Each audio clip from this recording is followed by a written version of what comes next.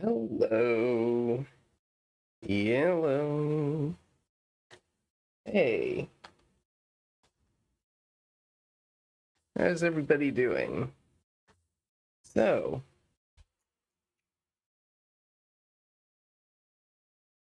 if you haven't noticed, pretty recently we managed to surpass 100 Twitch followers. And something that I wanted to do to celebrate that, since it occurred during the Kingdom Hearts But for the Gays campaign, I wanted to read a fan fiction as a sort of little celebration. Do a little reading for you guys.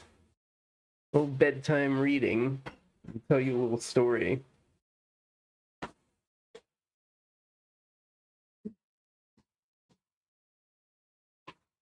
Okay, so the story we're gonna read tonight is called Those Lacking Spines.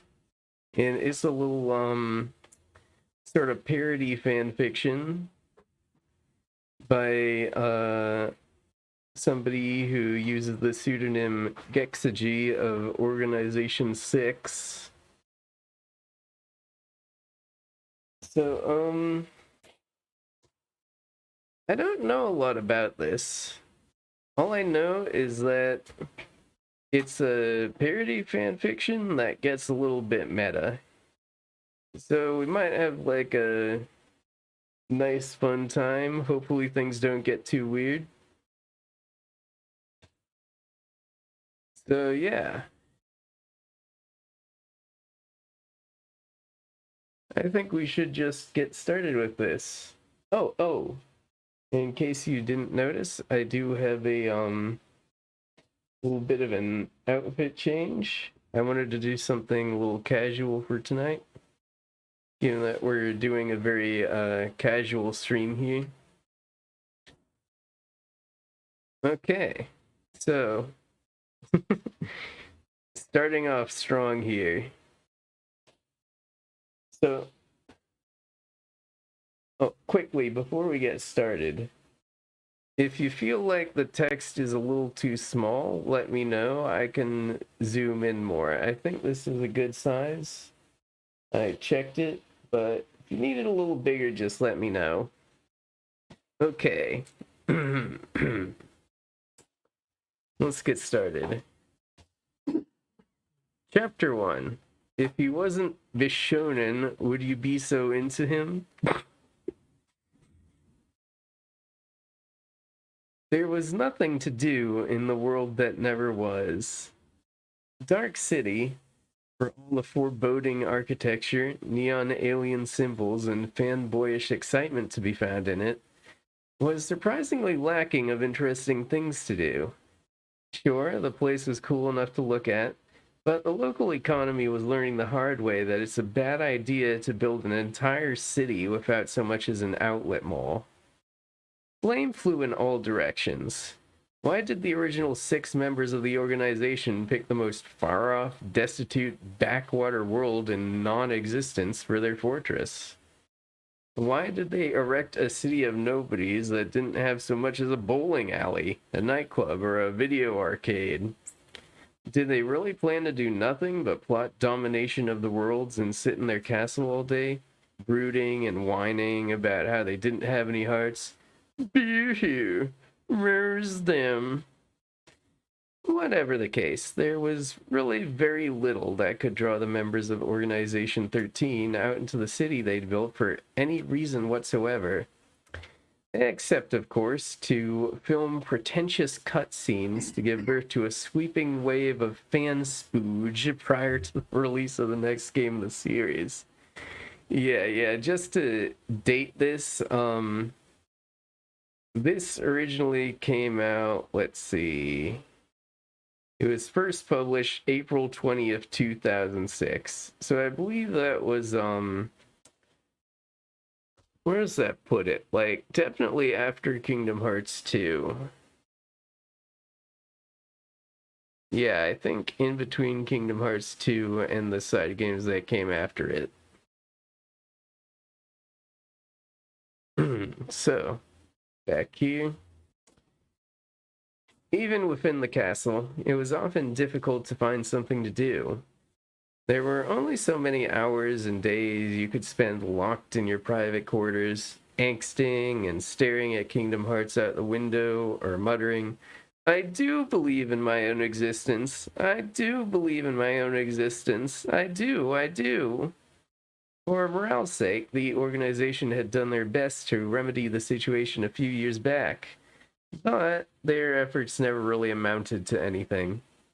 The satellite channels and DSL connections from Twilight Town were known to periodically crap out, and by the time any mortal pizza guy arrived, having been devoured by Heartless and resurrected as a dusk, the cheese was always cold. It is actually a little known fact that Demix, the organization's number 9, began as a lowly pizza boy. There's some very deep lore for you. Zaldin lamented this fact, sitting in his room, dramatically nicknamed the Non-Entities Library, reading a blank-covered volume of short fiction one dreary, non-existent morning. He thought he might run out that day and menace some innocent world inhabitants for fun, but Xemnas had him holding down the fort. Nothing left to do but go through the library and look for something to read besides the redundant books full of blank verse. Allow the narrator to take a brief interlude into the present tense so that I may introduce you to Zoldan. He is the esteemed number 3 of the organization, and his nickname is the Whirlwind Lancer. He wields 6 spears in combat and possesses the element of wind, and also controls the ranks of the Dragoon Nobodies. He is easily recognized by his muscular frame, his sharp blue eyes, his braids. Don't ever call them dreadlocks. Do you know what you have to do to your hair to get dreadlocks? But most people instead choose to pick him out by his sideburns, which are rumored to think and act independently of him. The narrator feels so inclined as to introduce you to him because for some reason, either due to sheer coincidence or the incorrect belief that obvious male features and the lack of wispy Bishun and girl hair make a person ugly, Zeldin is something of a non-entity in his own fandom. The first person to dig up 10 stories that star or even importantly mention number 3 will win a free sandwich of their choice at participating Subway restaurants. Search your feelings. You know it to be true. Except for the Subway thing. No, seriously, back off. The narrator ain't buying you lunch, you deadbeat. The narrator will kindly get on with things. Zeldin glanced up from his book, cutting in from the other side of the fourth wall. Yes, the narrator apologizes. After several hours of in-depth study of the book he'd picked out for the day, and dreading the next time there would be a stupid nothing reference to something in the prose, Zoldan was relieved to hear someone arriving through the gateway upstairs. He set the book on a nearby table and stepped through the portal, reappearing in the proof of existence room just in time to catch number 7, Sykes, on his way back from somewhere. Interesting mission? Zoldan asked, noticing a series of long claw marks on the sleeves of Sykes' coat. Heartless, such nuisances, Sykes sneered, repairing his coat with a few waves of a gloved hand. His superior sent Roxas and me to scout out Hollow Bastion to see what those loathsome creatures are doing, mobilized around the Villain's Veil. He swept a stray piece of his purple hair back behind his ear. Zoldan looked intrigued. And they snuck up on you? In my defense, I had never seen the type before, Sykes replied. Smaller, faster, nastier bites. Holding up one of his hands to show the hole punched clean through his glove. One of them wounded me. Where is Roxas? Zoldan asked him. I'm not sure. He came back before I did. Sykes turned toward the stairs. Now, if you'll excuse me, I must report to the superior. Filing away the conversation, which would no doubt be crucial to the plot later on, Zolden made his way down a few floors to the lounge of the non-existent. The lounge seemed the place to be this particular morning, Zolden noted, watching the activity around him as he started up the cycle on the coffee maker of nada. Coffee maker of nada. Number 12, Larcene, sat on a stool at the counter, filing her nails and pretending not to listen to the rally of insults flying between Demix and Luxord, playing cards at the table. You are totally cheating, Demix complained, throwing his cards down suddenly. There's no way you could be beating me so bad. Go fish is my game, number 10, Luxord shrugged, casually setting down another set of pairs. He's the gambler of fate, stupid. Everything's his game, Larcene snickered cattily from behind them. Hey, don't take his side, Demix protested, recovering his cards nonetheless. I'm not. I'm just running some commentary, she shrugged. Well, don't. And who are you to order it? Higher rank than you, Demix pointed out. Both of you shut up, Luxord said. Do you have any fours, number 9? Aw, no way. Demix threw down a few cards, crossing his arms in a pout. Why did I agree to play with you? You're a dumbass, Larcene offered. Try not to undermine authority while I'm standing right here, number 12, Zolden said suddenly, pouring himself a cup of coffee and taking it black. Like his soul. Rather, that should say cream and 2 sugars. Like his soul. The narrator emphasizes that the lack of heart does not turn everyone into a whiny, angsty, wrist-cutting loser. Screw this. Where'd Roxas skip off to? Larcene sniffed. I can push him around and he can't complain. He was in here a minute ago getting a snack, but he said he had something to do this afternoon, Demix asked. He's probably with Axel. Oh ho ho, Larcene burst out giggling. He's with Axel? Yes, they got the PS2 working again yesterday. God, remember that? The PS2? That was a thing once. Demix nodded, very sure of himself as Luxord and Zolden eyed their female colleague, curious at her outburst. I'll find him if you like, Zolden offered. I need something to occupy my time anyway. Yeah, send him in here when you find him, Luxord waved as Zolden turned to leave. I'm on a roll fleecing stupid young people today. Okay, we got a separator here. That means water break.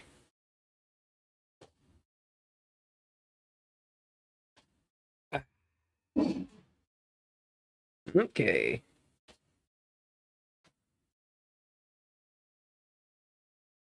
Standing outside the lounge as though ready to enter was the hulking, muscular form of the organization's number 5, Lexaeus, a man of tremendous stature and strength. Once again, not to be confused with ugly. With wiry reddish-brown hair, blue eyes, and a strong jawline. He is known as the Silent Hero, and wields a tremendous tomahawk as well as the element of earth. There is an idiotic tendency to portray Lexaeus as a big dolt. This is perhaps due to his size or his tendency to stay silent in large group settings, but it is, in fact, an incorrect assumption. He is rather fond of the occasional obscure brick of a Russian novel. Of course, Russia does exist in the Kingdom Hearts universe. And his silence only makes him a better listener. He's notable as a very good source of information regarding goings-on within the organization. Once again, the narrator feels inclined to tell you this because nobody in the world seems to know who Port Lixaeus is or how to properly introduce him. Unless, of course, he is portrayed to be having sex with his close associate number 6, Zexion. Lixaeus looks shamefully upon his fanfiction portrayal and asks the narrator not to discuss it further. Zolden, he said, nodding respectfully. Good afternoon. Afternoon? Is it really? Zolden replied. The sky was always dark outside. Hell if he knew how to tell. I'm not sure. It feels like an afternoon, Lixaeus shrugged. Ah, yes. How are you today, my friend? Anything of note going on? Not particularly, he replied. I was looking for Vexen. I wanted to hear about the results of his last experiment. Rumor has it he's discovered a new type of heartless. Zolden raised an eyebrow. Really? Odd. I didn't know he was looking into anything like that. Yes, it seems several of the Dusks were found to have unique injuries last time they came back from patrol. Vexen studied the wounds, and Zexion says he was able to isolate the presence of a new breed from them. His superior wants me to check on his results. Lixaeus nodded. Intriguing. Saik said he encountered a new breed on patrol today, Zolden told him. Perhaps they are the same? Presenting the information together may prove useful. That's a good idea. Perhaps we'll get the main plot of the story going too, Lixaeus suggested. Let's go. Okay, so we'll take a water break. You have a few thoughts so far. So it seems like at least there the writer is presenting the characters. That's pretty good because I can't remember who these guys were. I played Kingdom Hearts 2. I played Chain of Memories. I don't remember who these guys were. So it's nice to like get a description, little description, and then you get that mental image. Oh, it was this guy. Oh, it was that guy. So that's a good point. Of course, that does mean that the start hasn't really... Well, it's not particularly interesting yet. Like, we're establishing our characters, we're establishing a lot of different things. There's a couple jokes here and there, not too many. But it's like...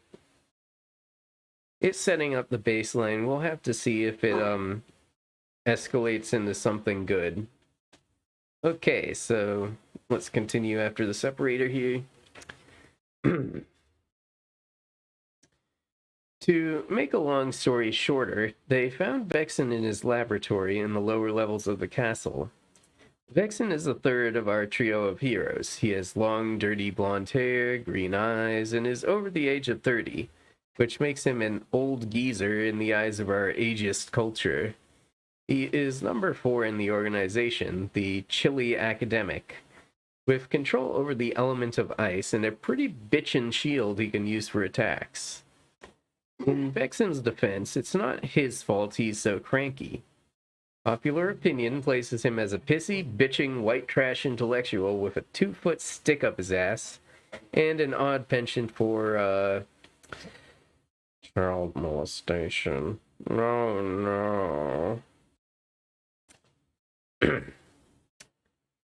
Good evening, gentlemen. Vexen stood from his desk and greeted them with a polite bow. Afternoon, actually, Selden corrected. The sky is, off today, it seems. Is it really? We came to see about your latest research, number 4, Lixaeus explained. Oh yes, I just finished drawing up a chart for such an explanation. Vexen looked giddy all of a sudden, rushing over to his desk and lifting up a series of complicated notes and diagrams detailing his research. I've got a torrent of exposition all ready for you. Do you hear that? Zolden eyed the readers. Pay attention, this is important. Clearing his throat, Vexen held up an image of a pathetic, shriveled little heartless that looks more like a ghostly worm than anything. This, gentleman, is the new species in its most basic form. Those are the things that almost kicked Stice's ass? Zolden's eyes widened considerably. That little worm? Ah, but it has much more bite than bark. Vexen grinned. In any case, this new species is unique in that they seem to affect a part of the body other than the heart. From my research, it's possible to ascertain that they are programmed to seek out and eliminate the, There was a short pause. He bobbed his head in an obvious downward motion. You know. The you know? Zoldan bobbed his head as well. The that? Lixeus queried. No, not that. Vexen waved his hands around in a circular motion. The, you know. Oh, Zoldan and Lixeus said quietly. I call this species the Gutless. That's an interesting name, Lixeus commented. If they target the, you know. Yes, I was going to call them the Nutless, but Disney put their foot down, Vexen sighed. Some nonsense about not scaring the children and lawsuits. Something about a VHS cover or something. But never mind all that. They're rather interesting, though, don't you think? I can only imagine why our enemies in the Heartless would send out such a creature. You don't suppose there's a separate kingdom for, Zoldan drifted off, thankfully before anybody got any terrible ideas. The narrative said, before anybody got any terrible ideas. Stop that giggling and close your word processor right now. Thank you. You said that Sais ran into a new species of Heartless today? Lixeus reminded Zoldan with a nudge in the shoulder. Oh, yes, perhaps the Heartless are employing this new species into battle already. Sais said he and Roxas ran into a large group of them in Hollow Bastion today, Zoldan said. He was wounded in the hand by one of them. Was he? Vexen looked excited suddenly. Do you suppose he's already healed the wounds? I'd like to have a look at it to add the notes to my research. I haven't the slightest idea. Zoldan shook his head. We ought to check, though, and ask Roxas. You know how Sais gets in battle. Roxas will have gotten a better look at them. After this, are we done jumping around from floor to floor? Lixeus asked. I'm quite hoping we'll get to the main plot one of these paragraphs.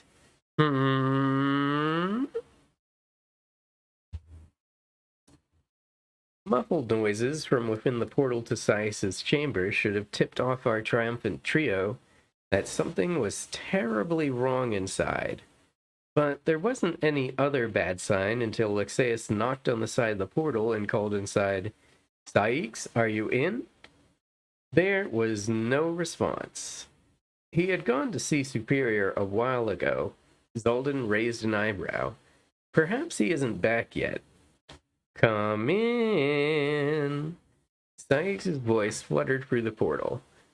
Wait a minute. Fluttered? Vexen made a face. What an interesting verb to use in conjunction with our stoic, somewhat psychotic comrade. Okay, water break.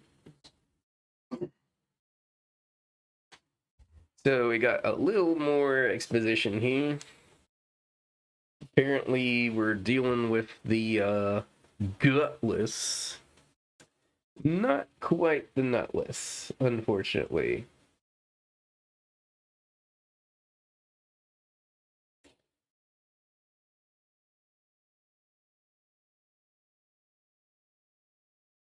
Another little sip. Okay. Let's keep going. I kind of want to find out where this thing is going.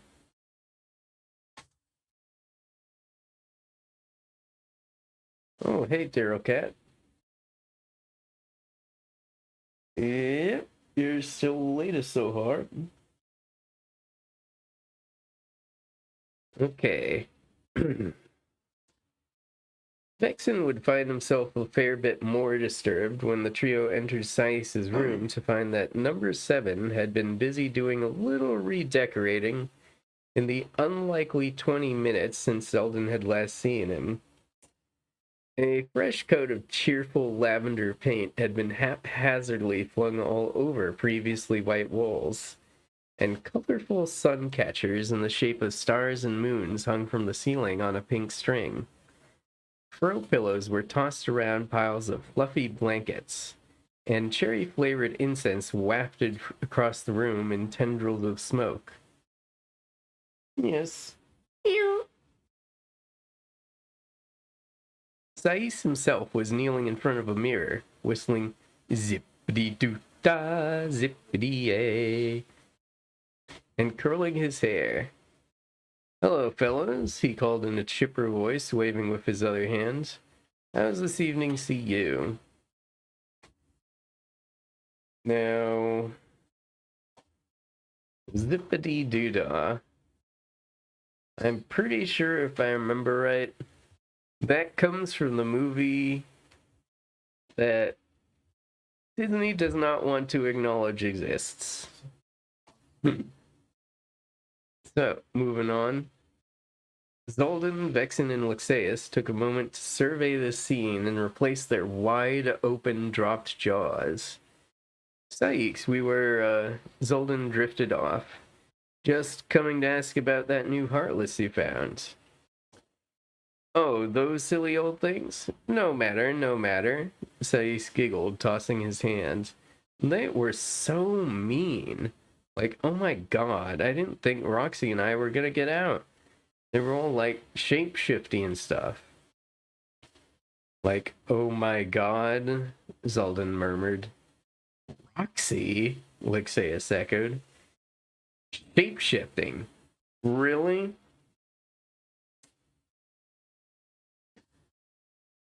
Vexen pulled out a notebook to write that down. "Yeah, they could, like, turn into little teefy guys and stuff." Sykes began to hum again, fluffing up his hair and standing up to twirl around in circles in front of the mirror. "Somebody's gorgeous." Uh-oh. I see where this is going, and I don't love it. Near the doorway, Vexen was still furiously taking notes as Zoldan and Lixeus eyed each other. "Something very strange is going on," Lixeus commented. "He wasn't like this earlier, Zoldan, was he?" "No," Zoldan looked puzzled. "I think perhaps Marluxia's been dumping his dead herbs into the water again." "Maybe he's not feeling well from his encounter with the Heartless earlier," Lixeus suggested. "Sykes," Vexen said suddenly, "I wonder if I might have a look at your wound from today." "Oh yeah," Sykes squeaked, waltzing over and pulling off his glove. "I was gonna heal it up earlier, but it was, like, really itching. So I decided to wait until later to do it. Look at the rash, isn't it, like, totally weird?" Sykes' hand was host to a small, pink, heart-shaped rash, centered by the fang marks Zoldan had noticed earlier. The wound hadn't quite closed yet, very unusual for a nobody, but even more unusual was how warm to the touch number 7's skin felt. Vexen glanced at his notes concernedly, then up to Sykes. "Sykes, you said it's been itchy, and this was from one of those new Heartless?" "Hmm." Sykes pursed his lips and nodded. "Roxy and I got attacked earlier while we were on patrol. I got bitten in the hands, and I think Roxy got nicked in the ankle. Mean little buggers. Looked like little worms, but then they got these big teeth." Vexen closed his notebook suddenly. "Ah, thank you, Sykes. That's all I need.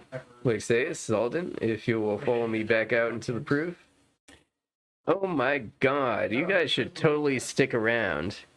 Sykes hopped up and down suddenly. "I'm gonna make some tea and cookies, and we can sit around in a circle with all my new pillows and talk about our feelings."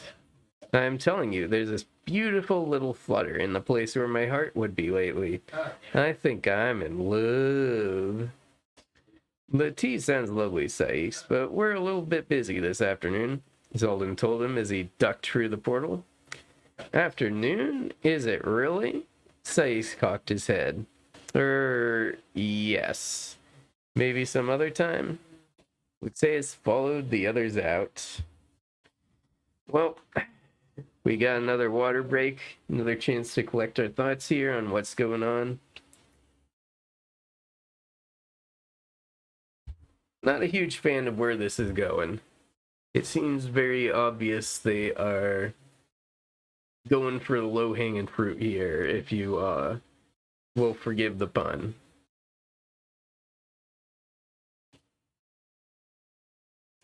But we will continue going and see if they do anything interesting with this.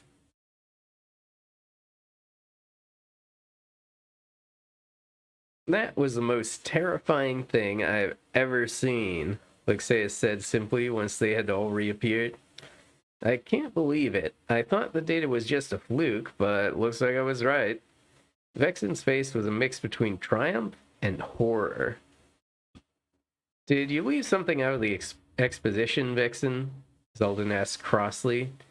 Something perhaps involving permanent side effects?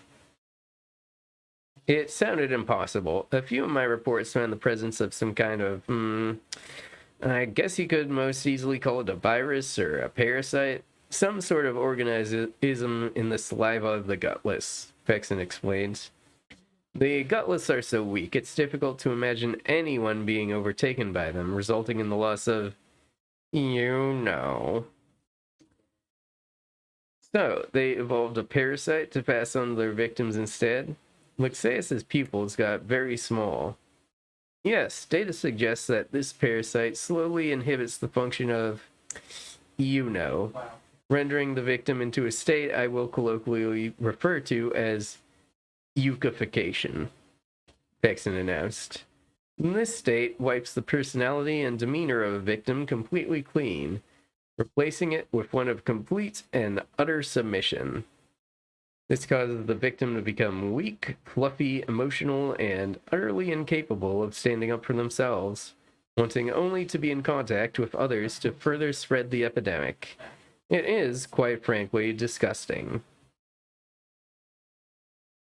This sounds like the plot of a really horrible pornography, Zolden noted. So, Sykes has the parasite, and he's lost his, That would explain the giggling and the redecorating. The Sykes re-recruited as stoic, collected, and mildly psychopathic with a sadistic twist. Poor Sykes, Luxeus looked horrified at the mere thought, as the group began a brisk walk toward the top of the room and the path to Xemnas' chamber. We must alert the Superior before it spreads. Just, how contagious is it? Zolden asked all of a sudden. Vexen thought about it for a moment and made an expression of dawning realization. In a sealed wound, I wouldn't think it too bad, but Sykes' wound has been open all day. Has he been around any of the others? He went to see Xemnas earlier, Zolden said with concern, and he was with Roxas when the attack occurred. Roxas was in the lounge earlier, and he's with Axel now. More immediately, perhaps, we were just in contact with Sykes, Luxeus said with dawning terror. There was a short pause. We split up, Zolden finally announced. Vexen, you go find Roxas and check the upper levels to make sure those upstairs haven't been affected. Luxeus, you head to the lounge. I'll go speak with the Superior. Meet me there when you're finished, and we'll discuss what we're to do. Okay. Another water break, another chance to collect our thoughts here. So, yeah, I think I got an idea of what this fanfiction is trying to do at this point. So, it's sort of,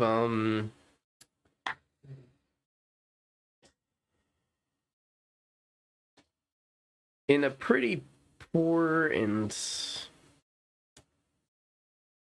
frankly homophobic way. It's trying to make fun of the way that fan fictions will just completely change the character of the people involved, the fictional characters involved. Like, they will diverge completely from their sort of canon personalities, and they will become whatever the story needs them to be. So this story isn't doing that in a very great way. Like, frankly, this isn't a great way to tell a story like that. The writing is pretty competent itself. Like, in terms of grammar and structure, it's decent, but the underlying sort of core through line, it's just like very aughts. Like, it's very much a product of those times. Like, I'm sort of thinking here, like, maybe I should have vetted this a little more before doing this. But at the same time, I think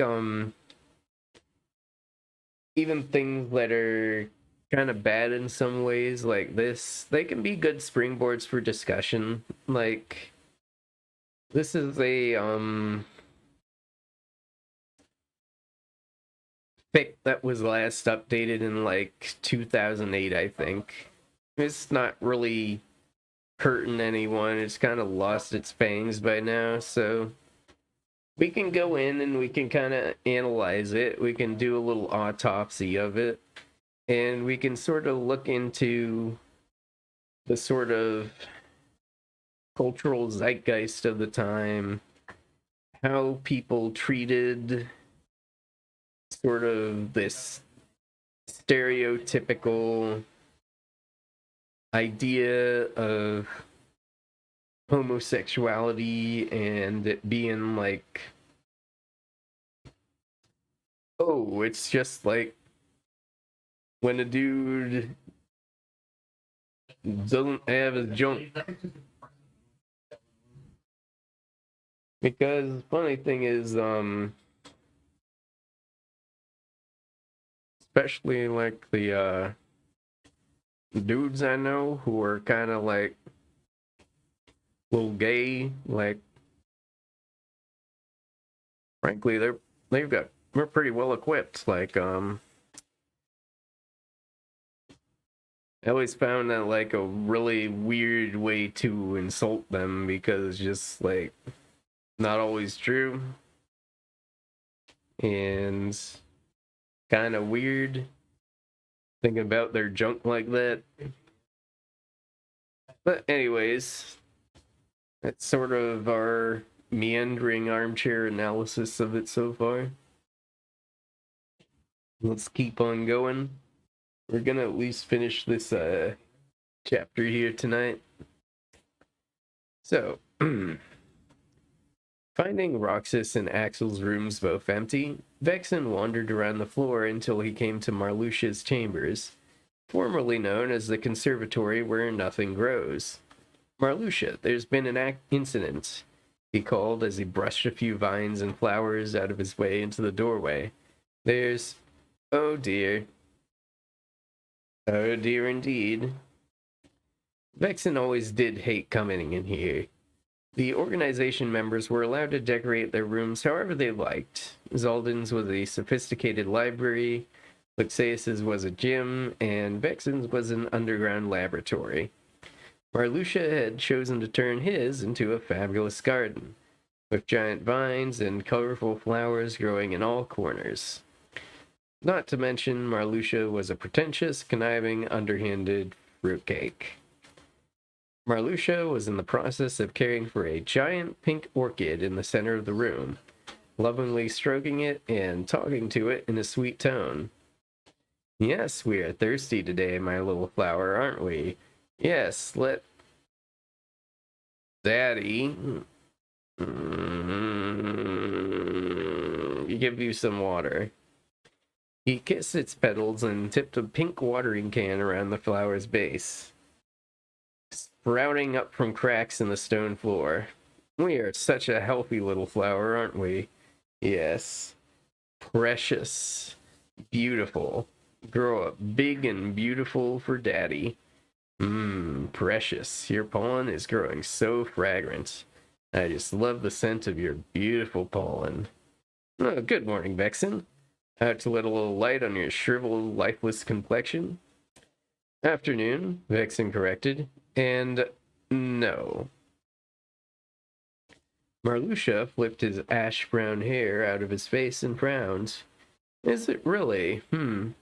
I've wasted half the day away planting seeds and watering one little precious. How the time flies.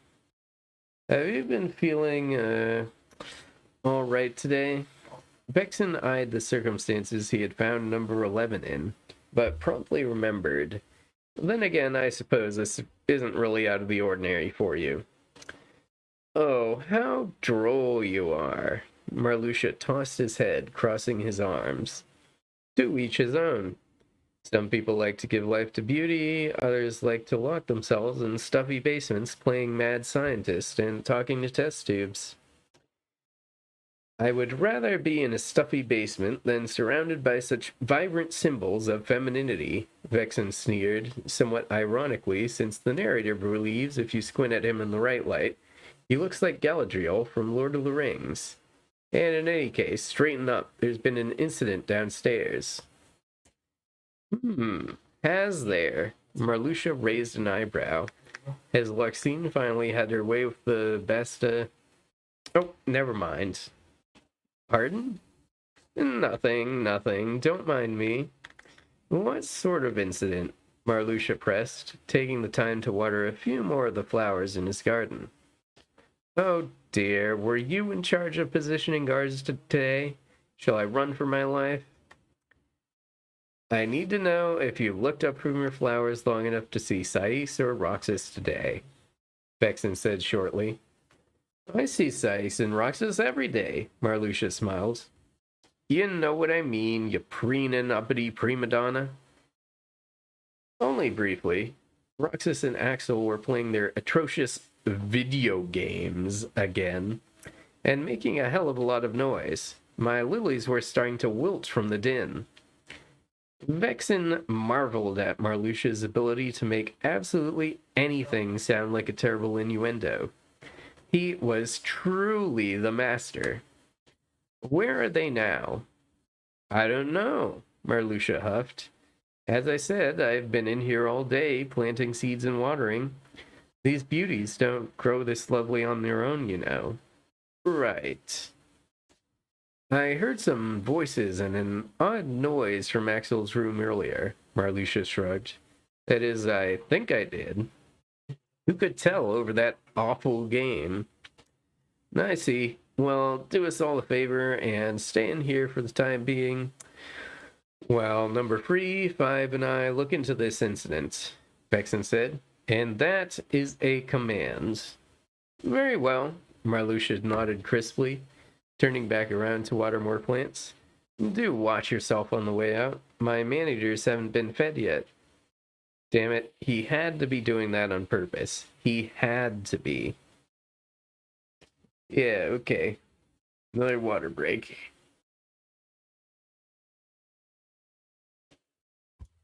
So here we have a pretty good example, a decent case study of how interlinked homophobia is with misogyny.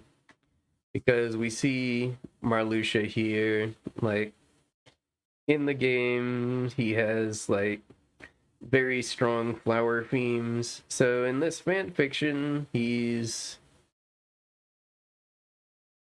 basically treated as this, like, fruity stereotype. Very classic sort of homophobic portrayal. And, like, it's always like this.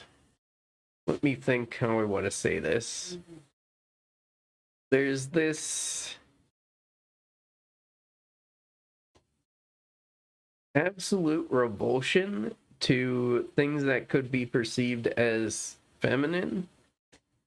And if you do these things, yeah, you're considered some sort of deviant homosexual. And so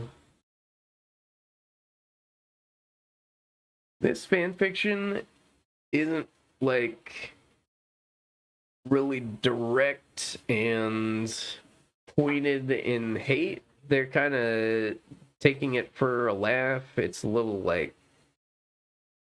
bit of a blunter edge, but it's still there. It's still very visible. And it's a little disappointing. I was hoping for like a fun, zany time here, and I'm just seeing homophobia. Like, this isn't the kind of thing I really like. If I weren't able to make like a slightly productive conversation out of it, I wouldn't want to do this. Like, I wouldn't want to read this. But yeah, I think like going through it and then talking about it can be kind of cathartic. Like, it kind of is for me. I hope it is for the audience too.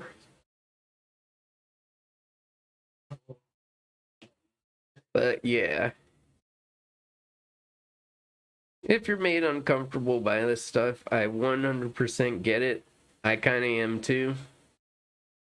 But I think there's like interesting things here. Like,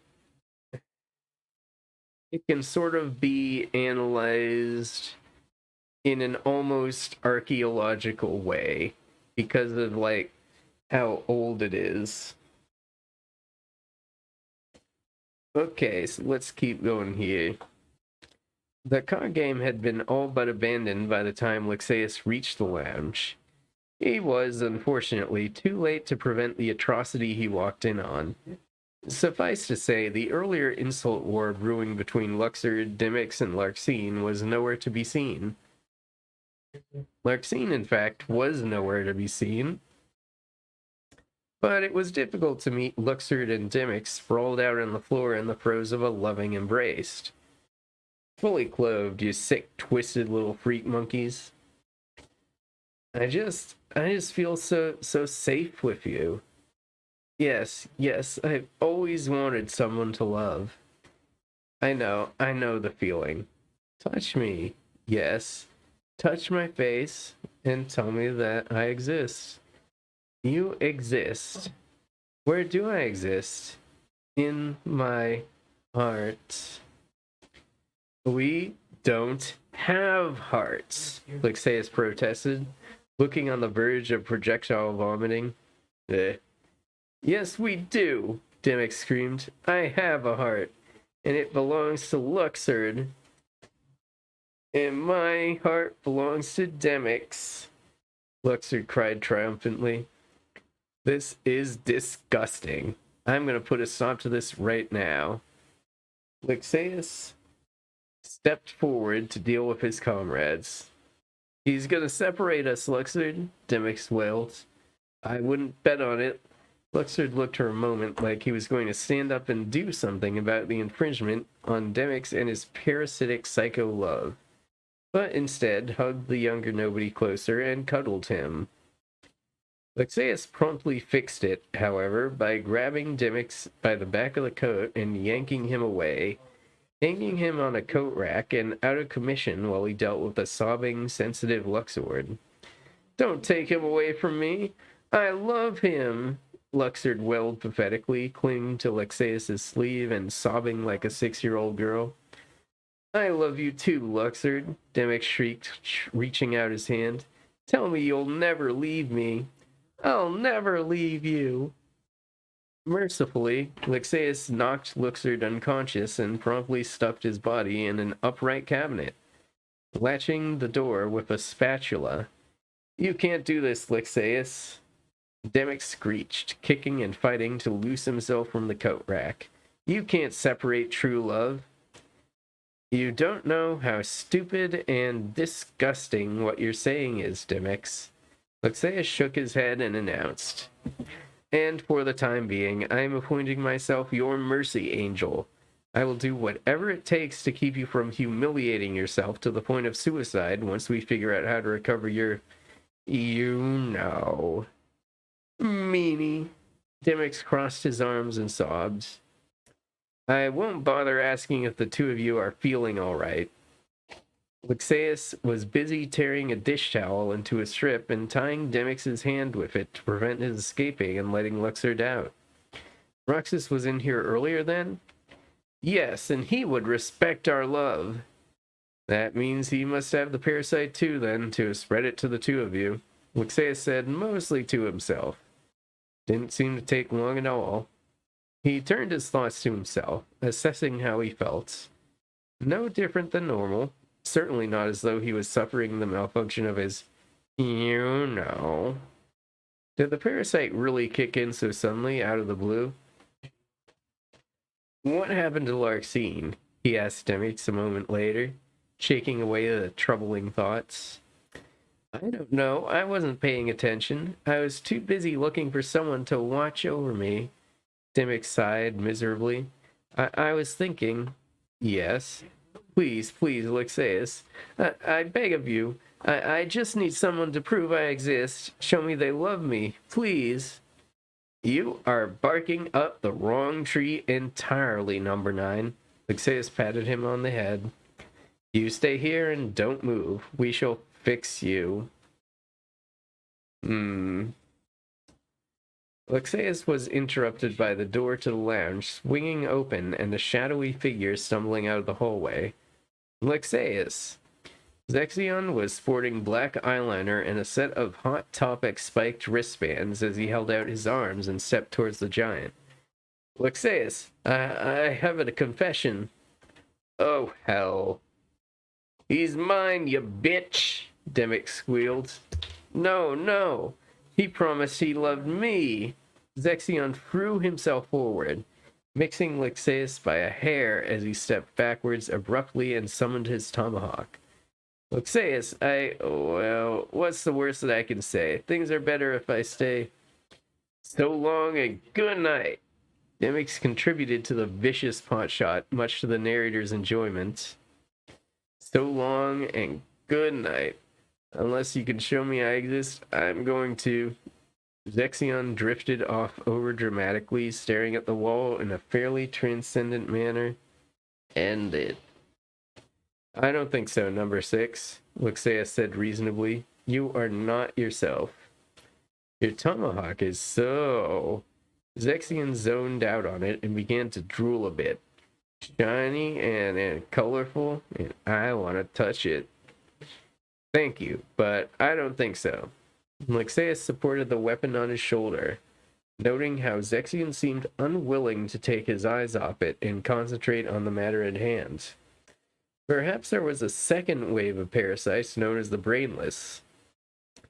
I've always needed somebody to show me the way, Zexion murmured stupidly. Me too. Demix's eyes watered. Really? Zexion's eyes got big and watery as he eyed his comrade hanging from the wall.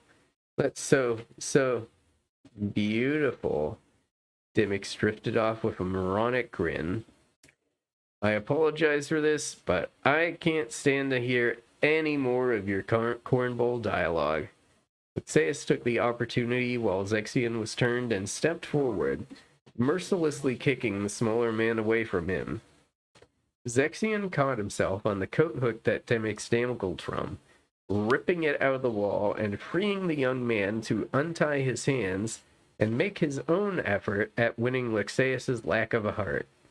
Well, that didn't work as planned, Lixeus said to no one in particular, a hint of alarm in his voice. Dominate me, the others shrieked together. They leapt for him simultaneously, but Lexaeus evaded, smacking their heads together to knock them both unconscious, and summoning a portal to make a break for it in. This is really turning out to be one of those days, Lexaeus grumbled. Well, that's another water break.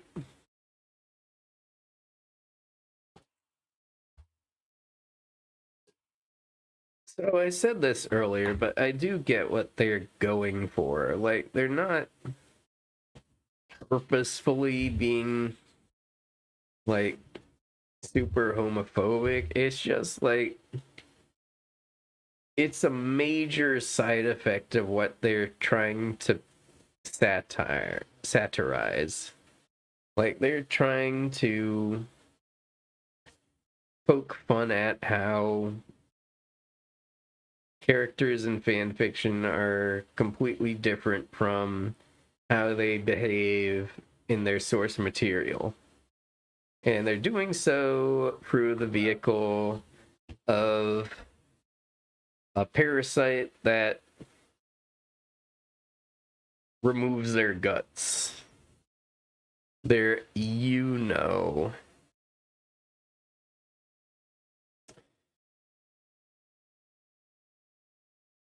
But unfortunately, that is a somewhat dangerous premise because it sort of stumbles into homophobia and the associated misogyny within it. So, yeah, you get these characters trying to do these gay ships with each other, and these straight man characters, ho ho ho, pun intended, who are trying to restore their characters to what they were. So basically, there's a concept at the very core of this that is kind of neutral, like it's not really homophobic in and of itself, but the vehicle they used to tell this story, that parasite and the behavior of the people affected by it, that's where the homophobia comes in. And it gets pretty bad. Okay, so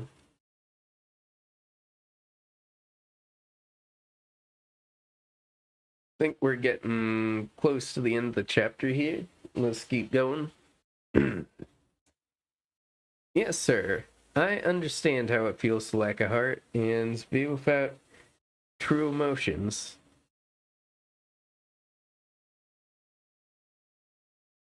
Oh, yeah. The narrator is not helping there.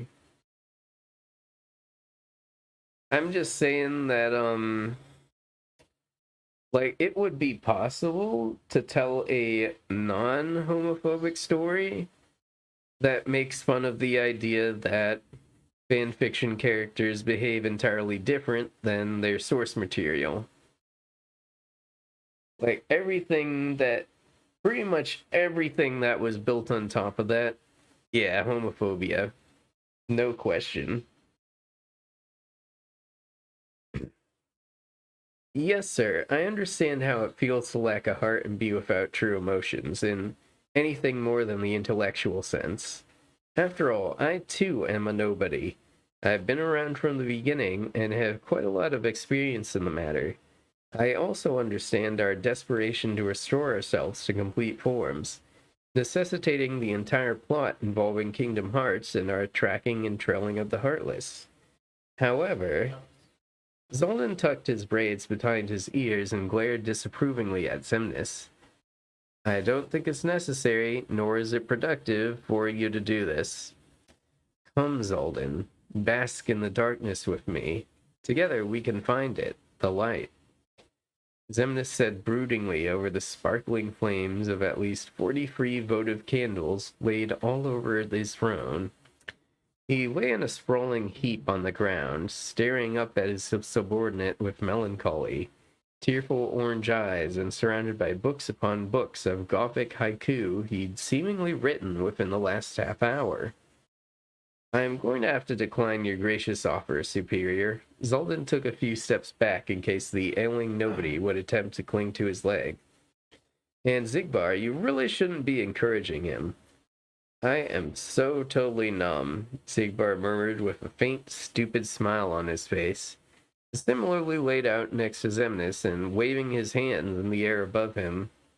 Everything is so bleak, you know? I need something to make me feel whole. I do too, Xemnas whispered, staring at his second with a plastered grin. If the two of you could kindly refrain from that before I get the hell out of here, that would be very courteous, Zoldan commented. You are so cruel, Zoldan, Zigbar whimpered. I don't think I get enough cruelty, man. Well, seeing as both number 1 and number 2 are out of commission, I suppose that puts me in charge, doesn't it? Zoldan said pleasantly to his companions. Wait, what am I asking you for? You two are brainless vegetables. Talk dirty to me. Tell me I'm a slut, Xemnas screamed desperately. God. I can't tell you how happy I am that I don't have to take orders from you anymore, Zoldan sighed with relief. Zoldan? Oh, hell. Here too? Lexaeus appeared on the other side of the room from a portal, eyeing the candles, the poetry, and the sad state of affairs in the upper chain of the organization's command. Luxor, Demix, and Zexion have all been infected. I couldn't find Larcene, and she wasn't in her chambers. Axel and Roxas are gone too. Vexen arrived from his own portal, carrying a stack of notes that he'd just been down to his lab to fetch. Marluxia is no more of a blithering, simpering cupcake than usual, it seems. This is a sorry, sickening state of affairs, gentlemen, Zoldan said, disdain lacing his voice. This could very well be the greatest threat our organization has ever suffered. Left unchecked, this parasite will destroy us from within and leave us nothing but angsty, moping, wrist-cutting loser boys. What about us, though? Lexaeus asked gravely. We were exposed to it too, multiple times now. Are we going to end up like them? Yes, I have looked into that, actually. Vexen pulled out his stack of notes and shuffled through them. While I was in Roxas's room, I took a swabbing of the controller on his PS2 and made a culture of the parasite particles. I went down to my laboratory and analyzed it, and was able to pick up some new data from the computer. Out with it then, Zoldan urged him. It seems like these gutless are not heartless at all. They're an entirely new species that originate from a series of worlds approximately here. Vexen held up a world map and circled his finger around a huge blank area beyond any explored regions. I got into the DSL and did a little research on this area. It seems this is the area surrounding the legendary Fandom Hearts. Fandom Hearts, Lexaeus echoed. I thought that place was only a myth. No, it seems to be true. Out there in the universe somewhere, there is an alternate dimension exactly like, and yet extremely different than our own. Vexen went on. There are hundreds, if not thousands, of doubles and multiples of people in this universe on the other side of Fandom Hearts. The gutless seem to be congregating around Fandom Hearts, as though they are mobilizing to conquer it, much as the Heartless are planning in our own dimension. They are attracted to the worlds on the other side of Fandom Hearts. Worlds on the other side? Zoldan asked. Yes, there are countless of them, and multiple versions of the people in our own real universe are invoked there every time a new one is created. However, it seems the gutless are aiming to destroy Fandom Hearts. by affecting the people within our universe. So basically, there's a lot of copies of our universe being invoked, and the Gutless keep screwing them up by turning us into sobbing wussies. Solden translated. Precisely. In short, we free are immune to the Gutless, Vexen concluded. How do you figure? Lixeus raised an eyebrow. Statistics. Vexen lifted another sheet of printouts and passed a piece of paper to both Zolden and Lixeus. This is data concerning how many times each of the three of us has been obviously invoked in one of the alternate worlds of Fandom Hearts. It covers nearly 10,000 alternate worlds. I was invoked in a shoddy 0.0014% of them. Okay, see ya, Daryl Cat. Thanks for dropping by. 0.0014% out of 10,000? Lixeus sounded disbelieving. I was only invoked in 0.0005% of them. Zolden? Zolden looked extremely insulted at his paltry 0.0004% appearance rate. We hardly appear at all. Indeed, it is my hypothesis that the Gutless don't know we exist, and therefore we are immune to them. Vexen looked, for lack of a better word, vexed. Under the circumstances, I am extremely grateful. Lixeus was inclined to agree. What do you suppose happened to Larxene, Roxas, and Axel? I would imagine Larxene is also immune to them, seeing as she has no... You know... I don't have a clue where she could have run off to, Vexen guessed. As for Roxas and Axel, I don't know. It's my hope that Axel, at least, was able to escape infection and ran off somewhere to save himself. Marluxia has not been infected either, but it's only a matter of time before the parasite robs him of whatever little shriveled bits of, you know, he has left. Well, enough of his nonsense then, Zolden huffed. Since Superior and Zigbar are out of sorts, as number 3, I am hereby taking over control of Organization 13. And as my first order of business, we're gonna put things back to normal and restore the organization to its former glory. He pounded his fist in his other hand. Is there a cure, Vexen? I do not have one readily available, unfortunately, Zolden. However, it is my guess that the of our comrades have been taken into Fandom Hearts by the Gutless. If we make the journey there ourselves, hopefully we should be able to restore them back to normal and perhaps put an end to the nonsense once and for all, Vexen said confidently. Ah, the plot has finally arrived, Lixeus nodded in approval. There is no time to waste. Shall we be off? One moment, Zolden snapped his fingers to summon the captain of the Dragoon Nobodies, who silently nodded to his commander. You and the others, including the other types, are to stand guard here at the castle. Make sure no one comes in or out, and send several of your men to keep an eye on Superior and the others. Keep them from doing anything they'll regret later. The Dragoon captain eyed Xemnas and Zigbar on the floor behind it, and glanced back at Zolden with something akin to alarm. Don't worry, they're harmless, spineless little wimps and shouldn't give you any trouble. Zolden assured the creature before it nodded again and disappeared. He motioned for the other two to follow him to the door. Now, let's... Vexen! Vexen! Marluxia's voice erupted into a shrill scream as he entered the room, dropping to his knees and rolling around on the ground in terror. His three colleagues eyed him with wonderment as he covered his ears and began rocking back and forth. Please, Vexen, I don't mean it. I'm skipping that. What? I beg your pardon? Why would I ever do that?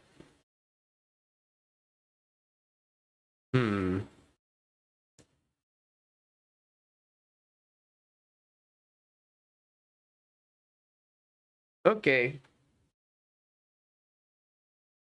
I'm not comfortable with that. We are not finishing this. Okay. So, I think we got...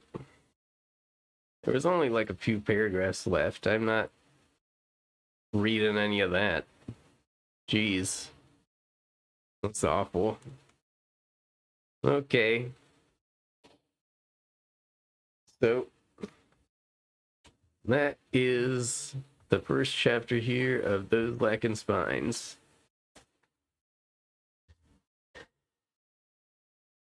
Oof.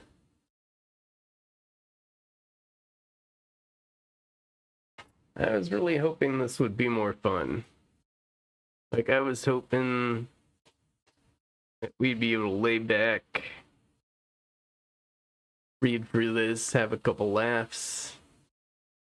But laughs have been at our expense, sadly. It's unfortunate, but that's kind of what you get from fanfic first published in like 2006. My expectations weren't super high, but I'm still disappointed. I was really hoping for something lighter here. Okay.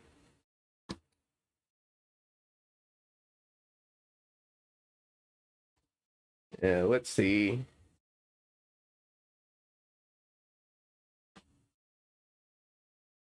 Oh, hey, Seahorse. Thank you. It's my little casual summer wear. Okay. I want to move on over to my other overlay here. There we go. Okay. So let's talk about this for a bit. So, fanfiction does have a tendency to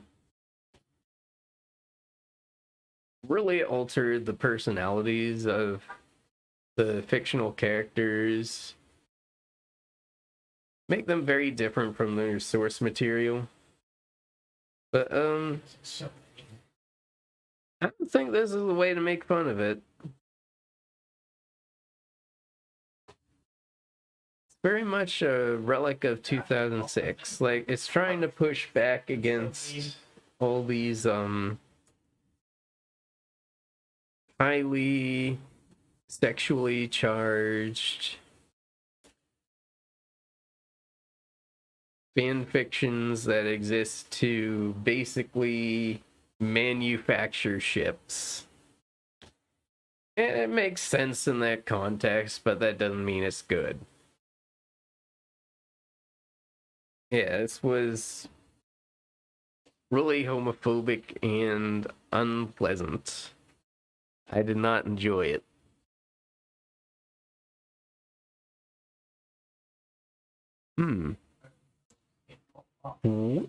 Ah, okay. My capture is being a little weird. So it's like I'm talking to you telepathically. Ooh. Ooh. Yeah, hold on. Maybe this will help.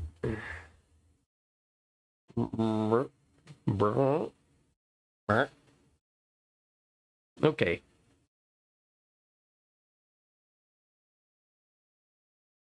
So yeah, that was Those Lacking Spines. Would I recommend reading it? Absolutely not. Don't read this. It doesn't hold up. But I think it sparked some good discussions. I don't know why my hold on, I need to change some settings here really quick.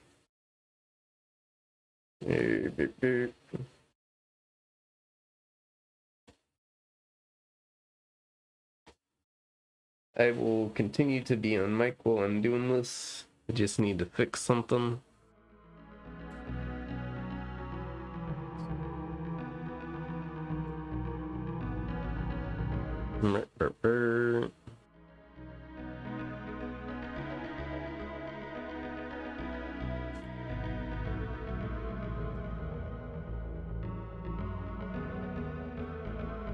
Okay, but how do I,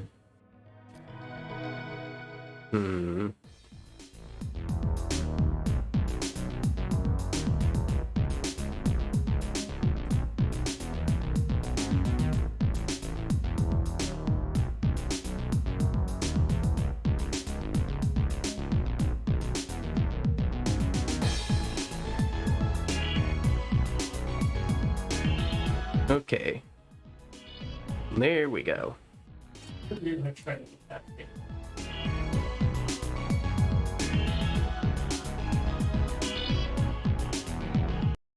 Okay. I don't know why that setting was disabled, but it's re-enabled now. Audio limb syncing. Unfortunately, I probably was like that all stream and didn't notice because my preview window's too small to notice details like that. But I'm here now. My mouth works. Okay, what else is there to be said for this fanfiction? I think it would have been better if it leaned more on these characters' established personality traits and it sort of focused on that. Like, they had something there with Vexen being a huge nerd who prints out, like, organizational charts and stuff. Like, that's a good direction to take. Do that sort of thing. But, like, the blatant homophobia, no, don't do that. You could do better than that. Yeah. So if I were to write something like this, I would not be using the parasites that remove people's That's not a great way to tell this sort of story. It just like generates massive homophobia and, as I said, the associated misogyny. Instead, you can do much better ways of portraying these characters trying to fight against being cast in entirely different personality roles than in their source material. Yeah, I think that's the conclusion I'd like to make out of this. So, I think that'll be it for tonight. It's unfortunately that we didn't really get to have as chill a time as I'd hoped. I was sort of torn between vetting this properly and letting things sort of be a surprise. I chose the latter when I probably should have done the former. It kind of suffered for it. So I probably won't make that mistake again. So instead of reading more of this, I'm going to look for something else to do in between our completing the different Kingdom Hearts games. Because I want to do something chiller next time around. This was... It was kind of nice to talk about things, but wasn't exactly a chill time. But I'm glad I got to pull out this outfit. That part was pretty fun. And I'm glad you all stopped by to hang out, even if it wasn't as pleasant as I hoped. Okay. Thanks for watching. Good night. It's been gay. Bye.